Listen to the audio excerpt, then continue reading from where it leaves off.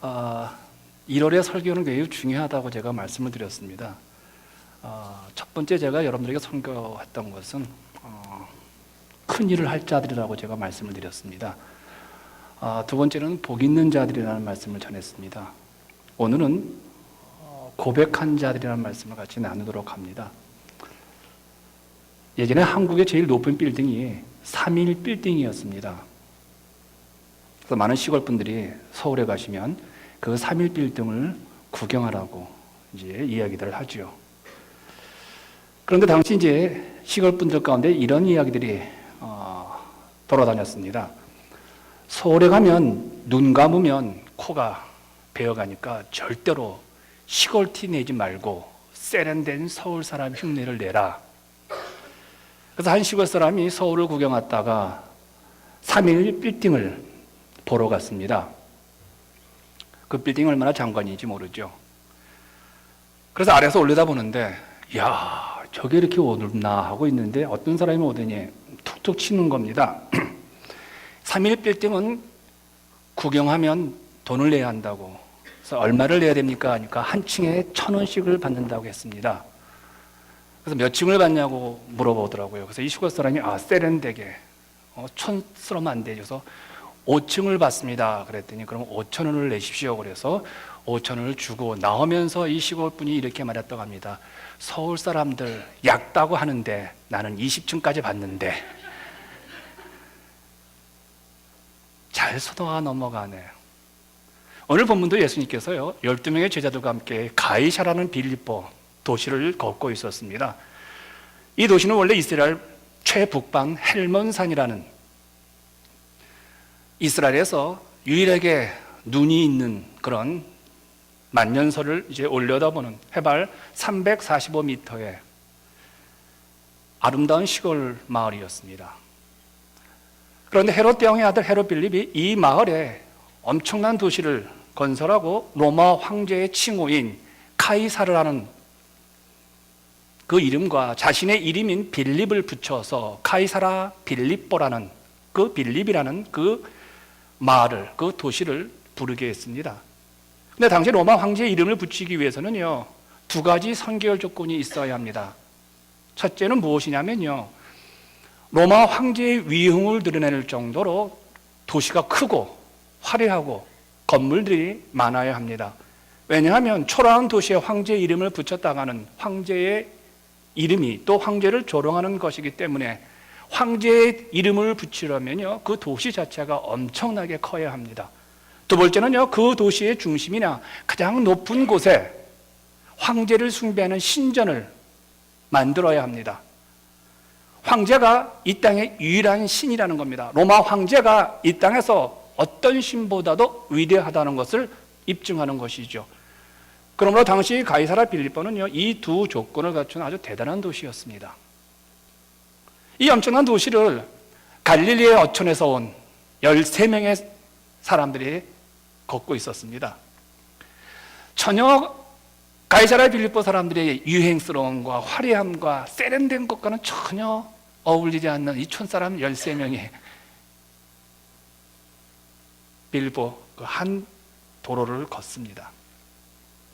그들의 눈에는 평생 처음 보는 대리석입니다. 저도 성지순례 했을 때 이 도시를 가봤는데 중앙대로가 우리 예배당에 거의 한 반 정도 되나요? 굉장히 넓은 도로였습니다. 그 당시에는 그 도로가 다 대리석으로 깔려 있고요. 그 양쪽에는 상가 건물이 있었는데 지금도 폐허가 되었지만 그 상가 건물에 기초는 안 있는데 대단히 크고 웅장하고 그런 상가 건물이었습니다. 그리고 지금은 도시마다 가로수가 있었지만 당시에는요, 그 황제의 이름을 붙인 도시에는요, 사람들의 얼굴 또 사람들의 외모를 조각한 조각들이 쫙 대로에 깔려 있었습니다. 자, 이 중앙대로를 걸으면서 이 13명의 촌사람들은 티파니 반지를 보고 그 다음에 구찌 가방을 보고 내가 아는 거 이 두 개밖에 없네. 연습을 해야 되는데 평생 처음 보는 보석들과 처음 보는 옷들을 보니 입이 쩍 벌어지죠. 그 길을 따라가지고요, 가장 높은 곳에 위치한 신전까지 가게 되어집니다. 그렇게 될 때 그 신전은 얼마나 위용이 있느냐면요, 보통 템플하고 다르게 대리석뿐만 아니라 건물 자체가 큽니다. 그리고 그 건물에 들어온 입구 그 꼭대기에 독수리상이 박혀 있습니다. 그래서 들어오는 신도들을 향해서 또 방문하는 사람들을 향해서 이 독수리가 잡아먹을 듯이 지금 쳐다보고 있는 겁니다. 그러면 그 템플에 들어간 사람들은 한결같이 어떻습니까? 위압감과 그 다음에 무언가 신비한 느낌을 가지고 그 템플 안으로 들어오기 때문에요. 갈릴리 촌 사람들인 예수님의 제자들에게는 이 모든 것이 신기하고 이 모든 것이 넋이 나갔습니다. 도대체 예수님이 눈에 안 들어오는 겁니다. 휘둥그레져 가지고요. 그리고 이 도시 자체가 너무 커 보였죠. 반면에 이 도시는 촌에서 살아온 자신들을 너무 초라하게 만들고 작게 만들고 있었습니다. 이 도시와 신전에 엄청나게 충격을 받고 자신들이 위축되어지고 초라하고 열등감이 생기는 이 현실 앞에서 우리 예수님께서 제자들에게 묻습니다. 얘들아, 세상 사람들이 나에 대해서 뭐라고 얘기하느냐? 만약에 이것이 갈릴리의 호수에서 우리 주님께서 제자들에게 물었다면 아마 제자들은 답이 달라졌을 겁니다. 갈릴리 호수가에서 우리 예수님은 굉장히 커 보였습니다. 그리고 갈릴리 호수가에서 우리 예수님의 가르침은 어떤 서당, 어떤 랍비보다도 탁월했고 또한 지식이 출중했었습니다. 만약에 갈릴리 호수에서 너희들은 나를 누구라 했다면 대부분의 사람들이, 대부분의 제자들이 뭐라고 말하면 예수님은 아마 위대한 하나님의 아들이라고 고백을 했을 겁니다. 그런데 이 가이사랴 빌립보에는요, 예수님이 너무 초라하게 보이는 거예요. 선생님이 그 도시에 있는 선생님들과 전혀 다른 게 없는 자기와 똑같은 초라한 한 인간으로 보이는 겁니다. 그래서 제자들이 이렇게 대답을 하죠. 예수님, 세상 사람들이 예수님을 침례 요한으로 봅니다. 예수님, 세상 사람들이 예수님을 엘리야와 예레미야라 봅니다. 여러분, 침례 요한은 인간이 낳은 남자 중에 가장 위대한 남자입니다. 엘리야와 예레미야는요, 구약에서 가장 위대한 선지자들 중에 하나입니다. 무슨 말입니까? 침례 요한도 인간이 낳은 가장 위대한 남자이고 엘리야와 예레미야도 구약의 가장 위대한 목사님이지만 한마디로 말한다면 인간이라는 겁니다. 인간, 사람이라는 겁니다. 그냥 똑똑한 현자라는 거예요. 한마디로 예수님도 황제를 신으로 숭배하는 이 가이사랴 빌립보에서 와 보니까 황제보다 초라한 인간들의 선생들 가운데 한 분이라는 거예요. 이 땅에 스쳐 지나간 괜찮은 선생님들 가운데 한 분이라는 거예요. 그러자 예수님께서 제자들에게 물으십니다. 그러면 너희들은 나를 누구라 하느냐? 베드로가 마태복음 16장 16절에서 이렇게 고백을 합니다. 같이 읽겠습니다. 시작. 주는 그리스도시요 살아계신 하나님의 아들이시니이다. 이 베드로의 고백이 얼마나 엄청난 고백이었다면요, 17절에서 주님이 이렇게 대답을 해주십니다. 같이 읽겠습니다. 17절 시작. 바요나 시몬아, 내가 복이 있도다. 이를 내게 알게 한 이는 혈육이 아니요 하늘에 계신 내 아버지시니라. 바요나 시몬아, 바는 아들이란 뜻이고요, 나는요 요한나. 그러니까 바는 아들이고 요한나는 누구냐면요, 베드로의 아버지입니다. 요한나의 아들 시몬아, 그 얘기입니다. 이 신앙 고백은 네 아버지가 가르쳐서 된 것도 아니고 네가 지금 살아와서 경험한 것도 아니고 지금 이 고백을 하게 하신 분은 하늘에 계신 아버지다. 사람이 할 수 없는 고백을 사람이 하는 거, 이거 엄청나죠. 얼마나 대단한 고백이 이런 칭찬을 할까요? 여러분, 가이사랴 빌립보는 사람들의 안목을 빼앗는 도시입니다. 황제를 숭배하는 신전인 이 도시 앞에서 인간은 초라하고 인간은 무기력하게 보이는 도시입니다. 바로 그런 곳에서 행색이 신전의 문지기보다도 못한 예수님의 모습을 생각해 보세요. 화려한 옷을 입고 유행 따라 사는 것도 제멋이지만 반딧불 초가집도 이건 아니란 말이에요. 유행 따라 폼을 잡고 사는 그 도시의 사람들 가운데 우리 예수님은 전혀 눈에 들어오지 않아요. 그 신전 앞을 지나가는 수많은 사람들이 화려하고 호사하고 명품의 백을 들고 귀걸이와 반지와 머리를 파마하고 화장을 아름답게 하고 근사한 향수를 뿌리고 지나가는 그 사람들, 그 모습 속에서 예수님은요 눈에 들어오질 않아요.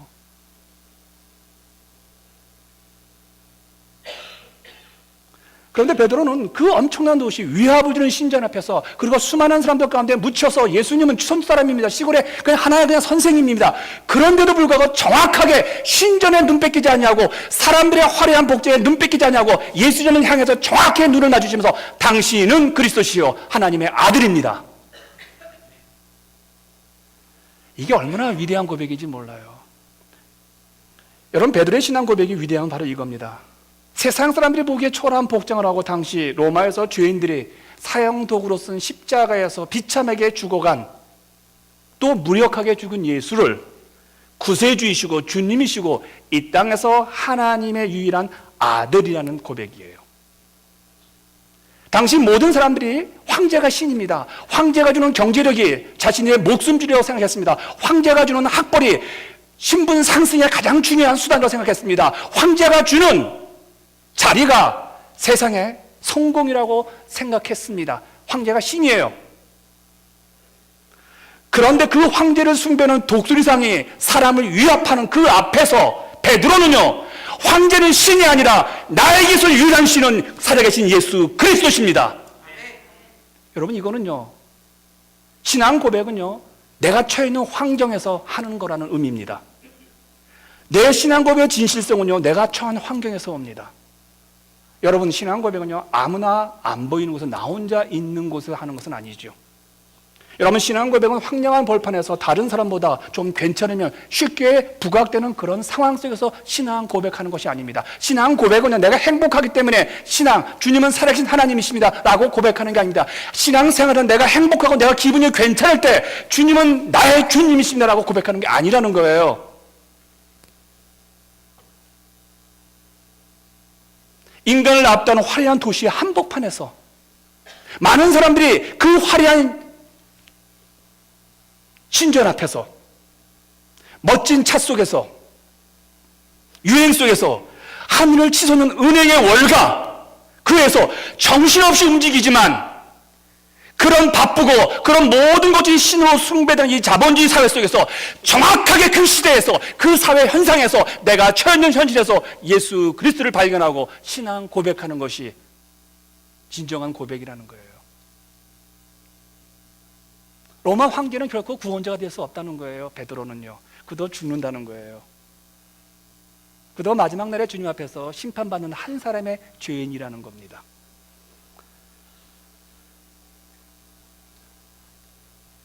내 눈, 내 마음이 빼앗길 수밖에 없는 환경 속에서 그 마음이 빼앗기지 않냐고 주님을 정확하게 잡아내고 그 주님을 붙잡고 이분만이 나의 구세주이시고 이분만이 나의 주님이십니다. 이게 신앙의 진실성이에요. 여러분, 종교개혁을 일으켰던 칼빈 목사님이 이런 말을 하셨습니다. 인간의 마음은 우상 공장이다. 여러분과 제 마음이 우상을 생산하는 곳이라는 겁니다. 인간의 마음을 잘 표현한 하덕규의 노래가 있습니다. 내 속에 내가 너무도 많아, 이런 노래예요. 그렇죠? 당신의 쉴 곳 없네, 내 속엔 헛된 바람들로, 뭐 이런 노래입니다. 내 속에 내가 어쩔 수 없는 어둠, 당신의 쉴 자리를 뺏고 내 속에 내가 이길 수 없는 슬픔, 무성한 가시나무 숲 같네. 바람만 불면 그 메마른 가지 서로 부대끼며 울어대고, 쉴 곳을 찾아 지쳐 날아온 어린 새들도 가시에 찔려 날아가고, 바람만 불면 외롭고 괴로워 슬픈 노래를 부르던 날이 많았는데 그 원인이 내 속에 내가 너무도 많다는 겁니다. 내 속에 내가 만든 우상이 너무 많다는 거예요. 내 속에 내 주장이 너무 강하다는 거예요. 내 속에 내가 신이 되었다는 거예요. 내 속에 내 기분이 신이 되었다는 거예요. 내 속에 행복이, 물질이 신이 되었다는 거예요. 인간은 자신들이 만들어 놓은 괜찮은 경력, 사랑, 물질적 소유물, 심지어는요 가족과 같이 소중한 것들을요 극극적인 것으로 바꾸어 놓아서 신으로 섬깁니다. 여러분 자식 사랑 다 하잖아요. 근데 여러분 가운데 자식이 우상이 되신 분들이 있잖아요. 그 얼마나 그 자식이요. 여러분 가운데 돈이 얼마나 우리에게 유용한 가치를 있습니까? 근데 그 돈이 우리에게 우상이 됐잖아요. 여러분들 친구들이 있잖아요. 친구들 얼마나 소중합니까? 근데 친구들이 여러분의 우상이 되었잖아요. 돈, 섹스, 권력, 명예, 인기, 성공, 아이들, 철학, 종교는 원래 선하고 유용하고 심지어 아주 고상한 가치들을 가지고 있죠. 그런데 이 섹스가 어떻게 되었습니까? 어제 35살 먹은 미국에서 가장 선교 전략에 뛰어난 한 젊은이가 자살을 했습니다. 그 이유는 그 젊은이의 컴퓨터에 13살 어린 소녀가 성관계하는 그 섹스, 그 도색, 그 사진들이 발견된 겁니다. 왜 그 촉망한 35살, 미국에서 가장 유명한 선교 전략가인 그 젊은이가 왜 자살을 했을까요? 여러분, 섹스는 우리에게 하나님 주신 가장 소중한 선물입니다. 근데 그 섹스를요, 신으로 섬긴 겁니다. 그 섹스를 우상으로 섬긴 겁니다. 탐닉하다 보니까 자기 와이프하고 자기가 해야 될 사람이 아닌 그 어린아이들, 그걸 보면서 성적으로 그러다가 그것이 걸리자 숨을 곳이 없어진 겁니다. 왜요? 그에게는 이미 섹스가 우상이 되었으니까. 그래서 자살을 선택하는 겁니다. 인간들은요 이렇게 고상한 것들을요 자기 마음속에서 거짓 신들로 만들어버립니다. 그래서 그런 것들을 얻기만 하면 인생의 의미, 안정감, 만족감, 성취감을 누릴 수 있다고 생각을 합니다. 2008년 월가의 충격이었죠. 월가가 무너지면서 세계가 경제가 대공황이었죠. 그런데 문제는요, 월가에서 성공한 사람들이 그 월가가 무너지자 자살하는 리스트가 자살하는 사람들이 속출하기 시작합니다. 왜 그랬을까요? 그 월가가 젊은이들에게서도 그 월가가 미국의 탁월한 아이들이 그 월가에 가면 1년에 연봉이 100만 불이다, 200만 불이다. 우리가 소위 만질 수 없는 돈을 그 아이들은 1년에 벌어버립니다. 한 달 은행 이자가 10,000불이 넘습니다. 우리가 한 1년 내에 돈 벌 수 없는 돈들을 그 사람들은요, 그걸 얻기 위해서 이 친구들은 MB를 나갑니다. 경제학을 전공합니다. 그래서 월가에 들어갑니다. 그런데 그 월가가 무너지자 그 탁월한 그 청년들을, 탁월한 그 경영인들을 잘라내버립니다. 갈 곳이 없어진 겁니다. 지금까지 그의 인생에서 그 월가가 우상이었습니다. 신이었습니다. 돈이었습니다. 그것만 있으면 좋은 차, 그것만 있으면 상류층에 올라갈 수 있는 줄이 되었습니다. 왜 그랬을까요, 여러분? 여러분, 우리가 만드는 모든 우상들은요, 제가 예전에 설교 때 말씀드렸던 것처럼 짝퉁 하나님입니다. 여러분, 짝퉁 하나님은요 우리에게 미끼를 던집니다. 짝퉁 하나님은 우리에게 쾌락을 던져줍니다. 짝퉁 하나님은요 우리에게 짧은 행복을 던져줍니다. 그러나 그것을 먹기 시작하면 그건 마약이 되어버립니다. 더 강한 자극이 필요하고 더 강한 것이 요구되어지죠. 결국은 짝퉁 하나님은요 우리를 죽여버립니다. 결국 짝퉁 하나님은 우리의 명예를 뺏어가 버립니다.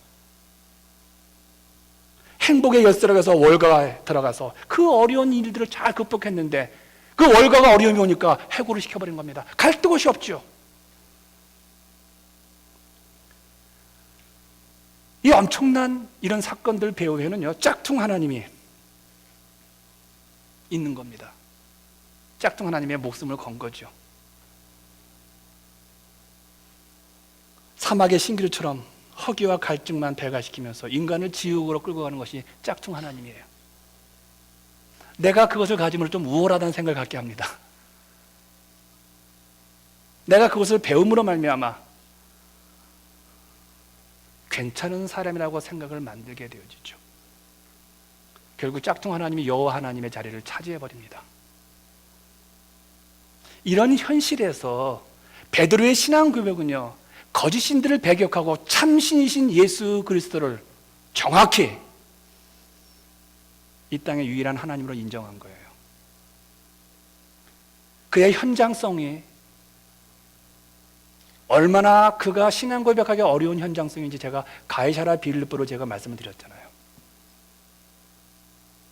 베드로는 철저하게 로마 황제가 구원이 아니라는 겁니다. 비록 로마 황제가 세상을 지배하는 권력이지만 그것은 하나님이 아니라는 거예요. 로마의 경제력이 인간을 풍요로움을 주어도 그것은 짝퉁신이라는 겁니다. 베드로는 자신의 눈에 온통 금으로 치장을 하고 독수리가 위용을 품고 노려다보는 그 엄청난 로마 황제의 그 신전 앞에서도 기죽지 아니하고 로마 황제는 신이 아닙니다. 비록 이 로마 신전에서 문지기가 화려한 옷을 입고 사람들을 관리하지만 그 문지기보다도 형편없이 외모를 갖고 있는 예수님이시지만 모든 사람이 보아도 발견할 수 있는 초라한 신분의 초라한 외모의 예수님이시지만 내 눈에는 나에게는 그분만이 하나님의 아들이시고 내 인생의 주인이십니다. 할렐루야. 천국으로 인도하는 구원자라는 거예요. 여러분, 베드로의 이런 신앙 고백을 듣고 우리 예수님께서요 18절에서 아주 엄청난 약속을 해주십니다. 아니, 그 일을 이미 해주셨습니다. 같이 읽겠습니다. 시작. 또 내가 내게 이르노니 너는 베드로라. 내가 이 반석 위에 내 교회를 세우리니 음부의 권세가 이기지 못하리라.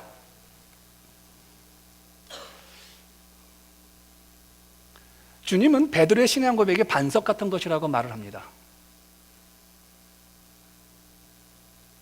반석이란 말 뜻은 견고하다는 뜻이죠.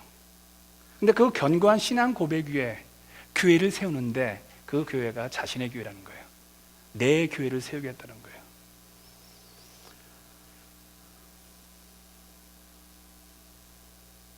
여러분, 짝퉁신이 유혹하는 이 땅에서 우리 예수님을 진정한 신으로 생각하고 유일한 하나님의 아들로 생각하고 신앙 고백이 정확하고 분명하고 고백한 사람들이 모인 교회는 주님의 교회일 수밖에 없지요. 그건 당연하잖아요.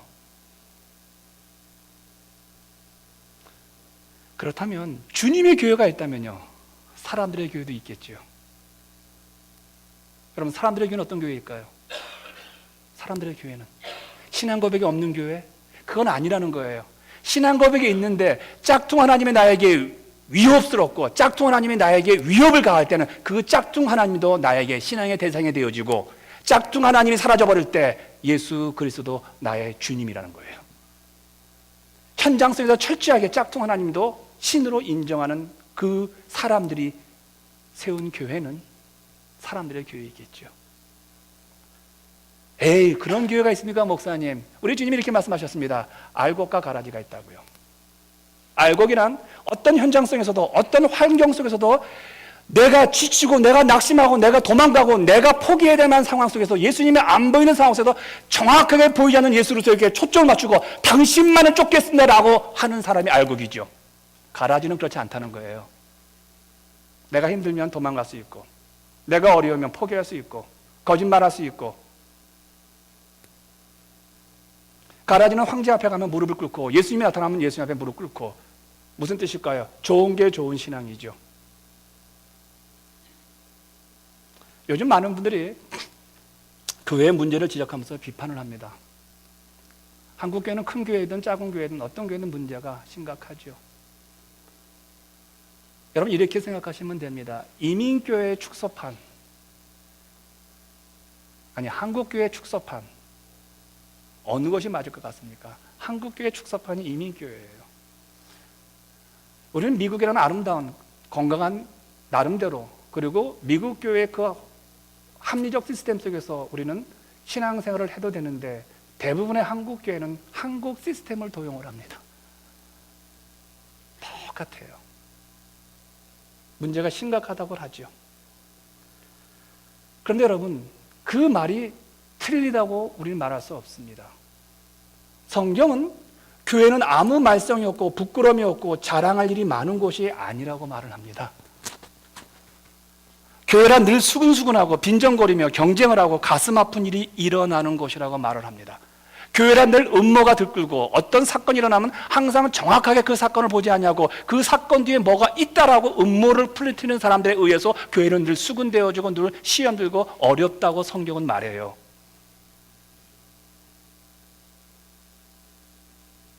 어떤 성도가 물질을 내놓고 봉사하지만 결국은 생색내는 것을 좋아하게 된다는 것을 발견하는 것이 교회라는 겁니다. 또한 나는 저런 사람이 아니라고 말을 했다가 그리고 그렇게 믿고 있다가 교회에서 제일 말썽을 부리는 사람이 바로 나라는 것을 뒤늦게 깨닫고는 하나님 앞에서 엉엉 울면서 신앙의 자리에 다시 돌아오는 것, 그것이 교회라는 거예요. 그러므로 교회는 신자들이 자신의 문제를 자각하고 이로 인한 회개의 기도가 일어나며 이를 통해 하나님이 어떤 문제를 발견하고 그래서 다시 한번 주님 앞에 눈을 맞추고 신앙 고백하는 것이 교회라는 거예요. 그러면 우리가 교회를 모였고 신자가 되었다는 것은요, 완성된 교회로 온 것이 아니라 이제부터 시작이라는 것입니다. 완성을 향해 가는 어떤 과정이라는 것이죠. 그래서 사도 바울이 에베소서 1장 22절과 23절에 이렇게 말을 합니다. 같이 읽겠습니다. 시작. 만물을 그의 발 아래에 복종하게 하시고 그를 만물 위에 교회의 머리로 삼으셨느니라. 교회는 그의 몸이니 만물 안에서 만물을 충만하게 하시는 이의 충만함이니라. 지금 이 말씀이 교회 안에서 이루어지고 있다는 거예요. 한번 여러분 교회를 보시길 바랍니다. 우리 교회도 괜찮습니다. 그리고 여러분이 생각나는 주변 교회도 괜찮습니다. 여러분 한번 교회를 보시길 바랍니다. 교회가 바람 잘 날이 있습니까? 없습니까? 바람 잘 날이 없어요. 오해와 상처가 끊이질 않고 있어요. 제가 10년 전에 이 교회에서 겪었던 일들이 오늘 똑같이 일어나고 있어요. 내가 새로운 교회를 만들게 하더라도 새로운 교회가 전혀 안 되고 옛날 그런 일들이 계속 일어나요. 수근수근 떼고 쑥덕 떼고 시험 받았다, 뭐 상처 받았다, 저 사람이 왜 교회 안 나오냐, 뭔가 있지 않느냐, 계속 그런 시각들이 교회가 계속 10년 내내 있어요.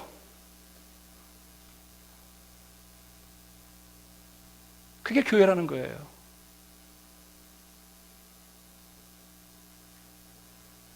왜냐하면 우리는 부족한 자들이기 때문에 본의 아니게 서로에게 상처를 줄 수 있죠.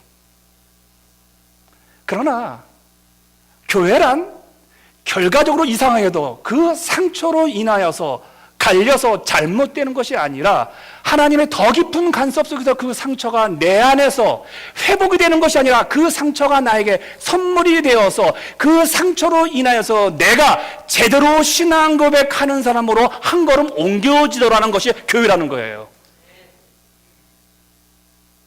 교회란 완벽한 게 아니라 교회란 내가 시험 들고 생색내고 지주고 받고 너 싸우고 욕하고 누가 뭐 음모가 있다 뭐가 하다라고 하면서도 그걸로 인해서 교회가 파산되지 않냐고, 그걸로 인하여서 어떤 성도들은 제대로 주님 바라보면서 그리스도 앞에서 나라도 제대로 서 있어서 나라도 시험을 이겨서서 하나님의 몸된 교회의 한 인간이 되어서 하나님 제가 제대로 당신만을 바라보겠습니다 놨더니 교회가 주님의 교회가 되더라는 거예요. 여러분 교회에서 신앙생활은요, 그래서 우리에게 남겨주신 숙제와 같은 어떤 목사님의 얘기가 저는 너무 정답이라고 생각이 들어요. 여러분 숙제란, 저도 학교에서 학생들을 가르쳐봤지만 쉽게 풀 수 있는 것이 숙제는 아니죠. 가장 어려운 문제를 내어서 그 다음 단계를 준비시키는 것이 숙제입니다. 그러므로 초등학생 숙제와 대학생의 숙제는 다릅니다. 신자는 나만의 숙제를 찾으셔야 합니다.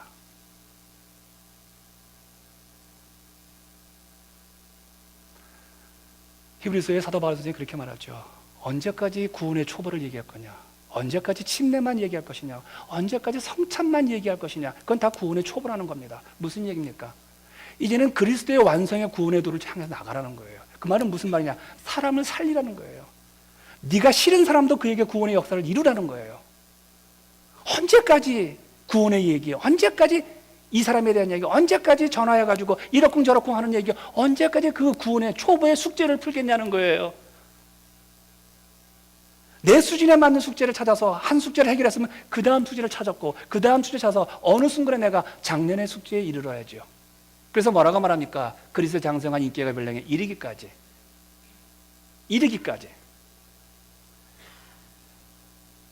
그래서 교회는 늘 시험 들고 기분 나쁘고 이런저런 일이 거짓이 난무하고 어떤 현상을 이상하게 해석한 사람들이 당연하게 있는 거예요. 그게 교회라고 성경은 말하고 있는데 우리는 착각하고 있어요. 교회는 완벽한 사람들이 모인 곳이라고요. 그건 성서적인 얘기가 아니죠. 바로 그런 교회에서 편안함 속에서 세월을 보내지 말고 우리를 부르신 그 부르심 앞에서 나에게 허락하신 숙제와 내가 받아야 될 훈련을 달게 받아서 그래 나에게서 유일하신 하나님은 예수 그리스도밖에 없다라고 제대로 신앙 고백하는 그 자리까지 가게 하는 것이 교회라는 거예요. 믿으시면 아멘 하세요. 그러니 여러분 누군가를 욕하고 그래요 저도 욕하십시오. 얼마든 제가 용납할 수 있습니다. 그러나 욕하고 떠나지는 마세요. 왜냐하면요 그 교회를 떠나 다른 교회를 간다면요 훨씬 더 마음을 닫습니다. 그리고 앞으로 내가 구경만 하겠다고 합니다. 그러면 하나님 나라가 손해예요. 너무나 큰 하나님의 손해죠. 기왕 여기서 갑집을 했잖아요. 상처받았잖아요. 아프잖아요. 시험 들었잖아요. 기분 나쁘잖아요. 저놈하고 더 이상 내가 얼굴 안 맞을래 라고 얼마나 그러기까지 얼마나 여러분 가슴속에 애가 탑니까? 저 사람하고는 사고가 안 맞아. 일이 안 맞아. 아이 더 이상 안 하겠다. 그러나 그 와중에서 친해졌잖아요. 친해지다 보니까 어겨진 거 아니에요. 뜻이 안 맞는 거 아니에요. 생각이 안 맞는 거예요. 그가 성숙하지 못하든 내가 성숙하지 못하든 둘 중에 누군가 하나 비성숙한 사람 아닐 거예요. 그 순간에 그 아픔을 갖고 다른 곳에 가봤자 무슨 얘기입니까? 흰띠 메고 다시 또 흰띠 도복 입고 흰띠 매는 겁니다. 이 도장에서 맨날 핫 하다가 도장이 관장이 마음에 안 들어. 또 이 도장 가지고 흰띠 메고 핫해요. 또 마음에 안 들어. 이 도장 가지고 핫 언제 이거 할 거예요? 언제 이거 하고요? 언제 이거 했다가 언제 뒤돌아설래요? 맨날 이것만 해요? 돌아서야죠. 검은 띠 매셔야죠.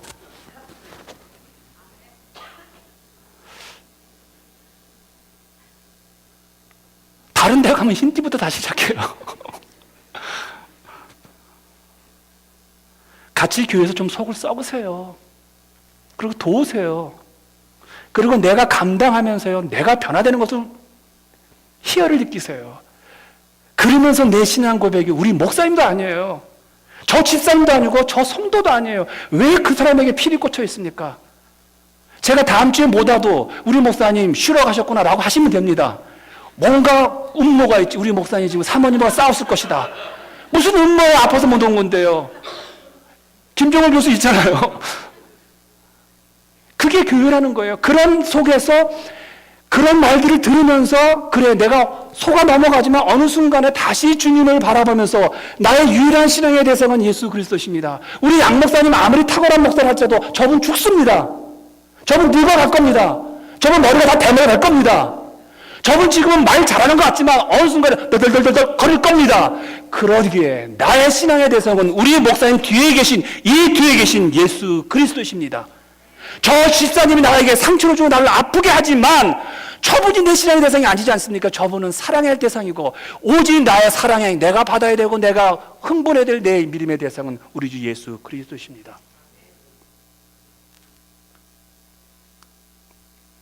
여러분과 제가 제대로 신앙생활을 하고자 하는 그 훈련과 숙제를 회피하신다면요, 여러분과 저는요 비겁한 사람이 됩니다.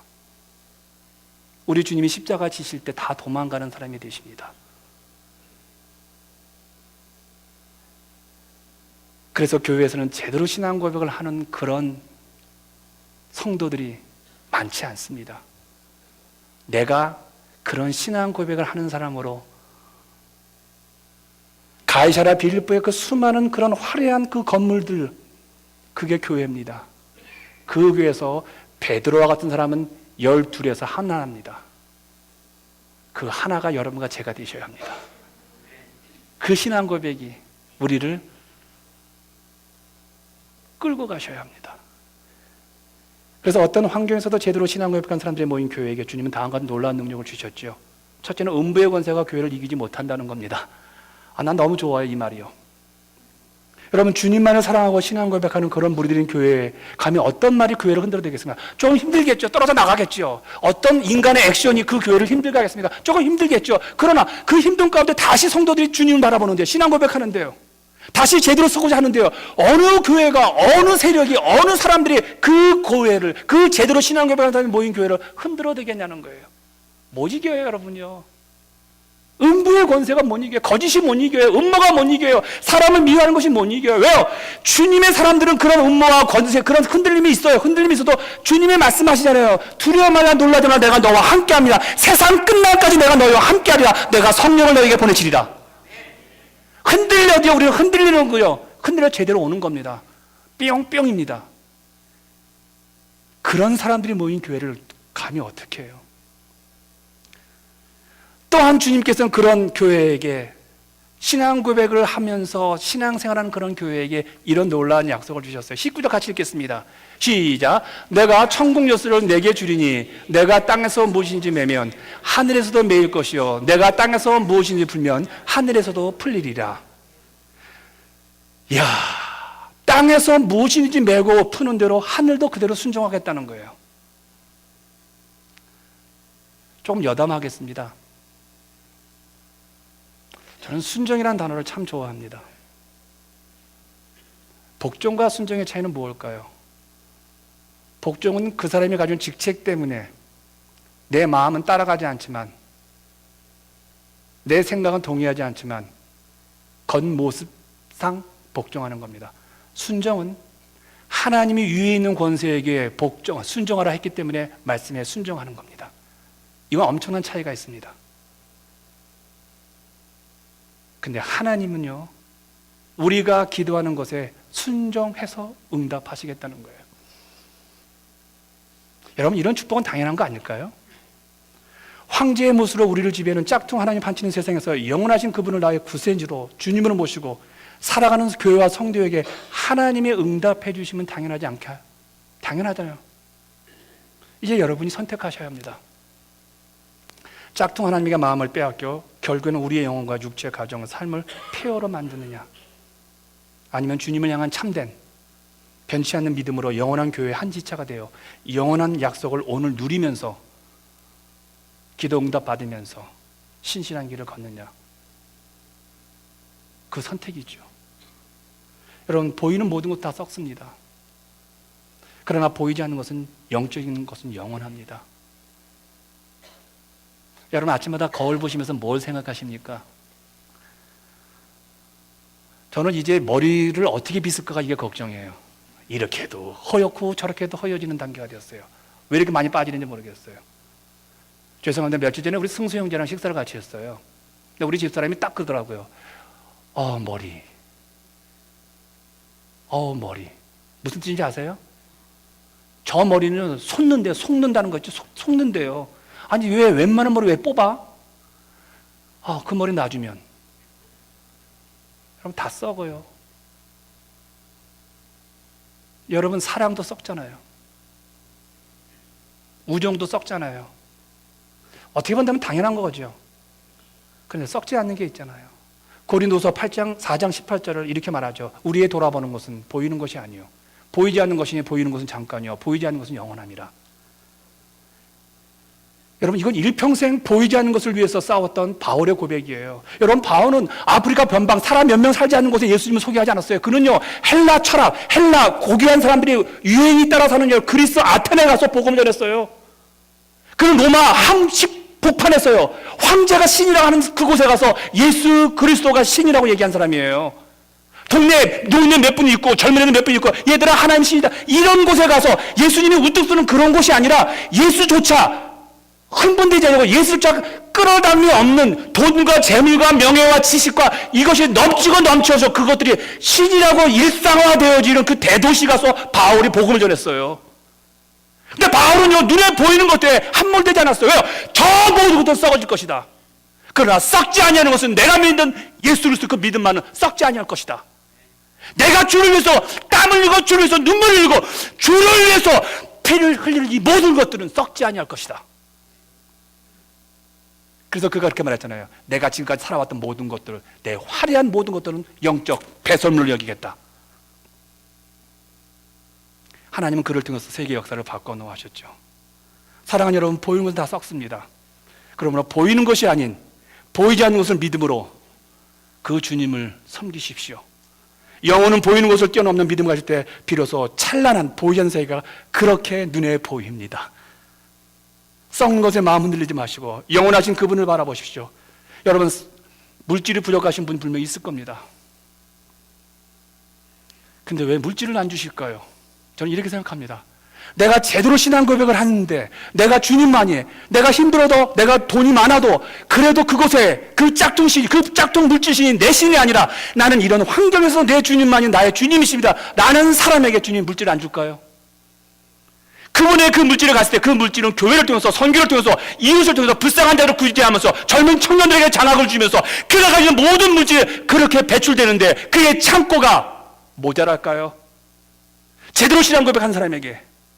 여러분, 건강이 어렵습니까? 여러분, 건강 위해서 회복하려고 노력하십시오. 그러나 여러분이 제대로 신앙 고백을 해보십시오. 여러분, 정말 여러분의 몸에 암이 들어가고 여러분의 삶 가운데 무언가 묶이는 것이 있다 할지라도 그것에 묶이지 마시고 내 인생의 주인, 내 생명의 주관자로 죽는 것도 주님이시여, 살리는 것도 주님이시여 라고 하면서 제대로 신앙 고백을 해보십시오.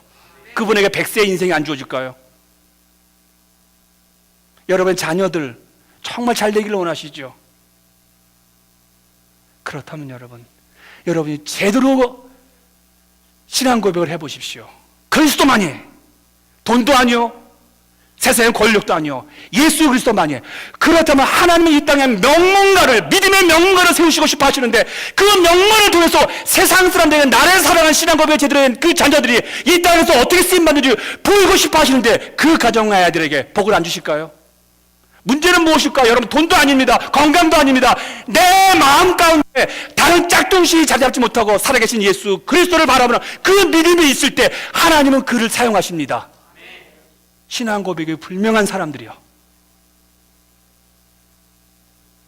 그런 사람들에게 물질 주시고, 그런 분들에게 건강 주시고, 그런 분들에게 자녀의 시온의 대로가 열리게 하시고, 그리고 그런 분들이 부족하지만, 시험 들지만, 무너지지만, 자꾸 마음이 아프지만, 그러나 그것을 내 숙제로 삼아서, 내 훈련의 모습으로 삼아서 그리스도를 바라보는 믿음을 한 걸음 나간다면 하나님은 그를 통해서 네 고백 위에 내 교회를 세우리라. 네 고백 위에 내 교회를 세우고 네가 기도하면 하늘이 열릴 것이요, 네가 기도하면 하늘이 닫힐 것이다. 네가 원하는 모든 걸 들어줄 것이다. 이 땅에 홍수가 오면 홍수를 멈추게도 할 것이다. 암병을 떨어지게 할 것이다. 네 인생의 무겁고 더러운 모든 너를 위압하는 음부의 권세가 더 이상 너를 좌지하지 못할 것이다. 그런 신앙 고백을 해서 2014년도 감히 누가 우리를, 감히 우리 교회를, 감히 여러분의 가정을, 감히 여러분의 인생 가운데 한 길로 왔다, 아니 7길로 왔다, 아니 한 길로 왔다, 2길로 왔다가 14길로 7길로 7길 도망가는 그런 역사에 하나님이 세우시고 제대로 신앙 고백한 여러분과 제가 되시길 축원하겠습니다. 같이 기도합니다.